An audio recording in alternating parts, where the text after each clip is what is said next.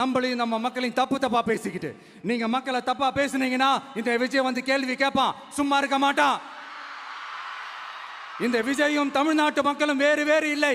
இந்த விஜய் தான் தமிழ்நாட்டு மக்களோட ஒரு உண்மையான ஒரே பிரதிநிதி.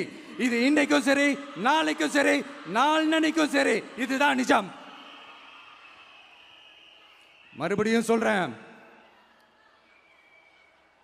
நமக்கும் மக்களுக்கும் இடையே இருக்கிற இந்த பூர்வ ஜென்ம பந்தத்தை, அந்த உறவை ஏதோ இந்த சதிகள் சூழ்ச்சிகள் பண்ணி யாராலையும் எதுவும் கெடுக்கவே முடியாது. கெடுக்க ட்ரை பண்ணீங்க. நம்ம ஆட்சிக்கெல்லாம் வரதுக்கு முன்னாடி என்ன சதிகள், என்ன சூழ்ச்சிகள், என்னென்னலாம் பண்ணி எப்படியெல்லாம் தடுத்துடலான்னு. ஆனால் இப்போ ஆட்சிக்கு வந்த இந்த சாமானிய மக்கள் ஆட்சியை நீங்கள் இந்த எதிர்கட்சியாக இருக்கும் போது ஒன்று யூஸ் பண்ணுவீங்கள்ல, இந்த பழைய டெக்னிக்கு, அதெல்லாம் யூஸ் பண்ணி நம்மளையும் மக்களையும் பிரிச்சலாம்னு நினச்சிங்கன்னா அது ஒரு காலம் நடக்காது.